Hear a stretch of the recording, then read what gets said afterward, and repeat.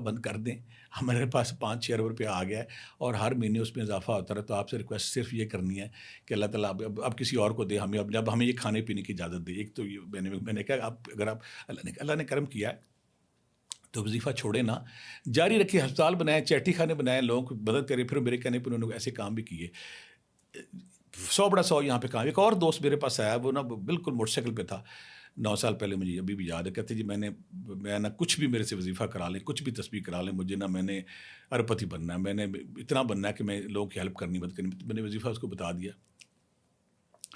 پچھلے سال جب میں نا وہ چلتا رہا کمائی شروع، یہ وہ 10 کنال کا ڈیفنس میں گھر بن گیا، دبئی میں گھر بن گیا، مری میں گھر بن گیا، تو 150-200 کنال کا فارم ہاؤس بن گیا۔ تو فارم ہاؤس پہ جب چلتے ہوئے، اور فارم ہاؤس بھی ڈیفنس میں چلتے چلتے، میں نے اس سے کہا کہ مجھے کہتے ہیں کہ بھٹی صاحب میں نا وہ تسبیح ایک دن نہیں چھوڑی، میں ابھی وہ کر رہا ہوں، تو اب میرے پاس اتنا کچھ آ گیا کہ میں تو مجھے سبھی نہیں کہ میری 7 نسلیں میں اگر پیسے کو جاڑیں، رزق برباد کریں، پیسہ پھر بھی کرنے کے ختم نہیں ہوگا، تو مجھے آپ بتائیں کہ میں بند کر دوں یا جاری رکھوں؟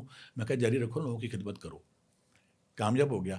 یعنی کہ اس کے بعد میں نے بہت سارے لوگوں کا، ایک میں اس کا لطیفے والی بات ہے، ایک بندے کو میں نے وہی وظیفہ جب دیا، تو جب وظیفے کے دوران تو عجیب حالت ہوئی کہ اس کے سامنے کوئی نورانی ہستی آ گئی، کہہ لے تو اتنے دن سے پڑھ رہے، بتاؤ تمہیں کیا چاہیے؟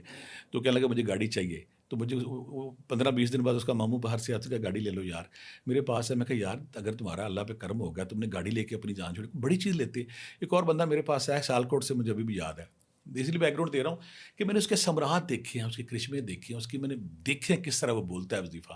میرے پاس ہے، کہتے میری دکان، میں نا بڑا غریب آدمی کو، مجھے کوئی تسبیح ذکر اذکار بتائے، میں کہا تسبیح اذکار، میں اس کو وہی وظیفہ بتا دیا۔ 2 دن بعد مجھے اس کا فون آیا کہ مجھے نا ایک بی بی آئی ہے، اس کو نا راشن چاہیے تھا، میرے 2 بانڈ دے گئی ہے۔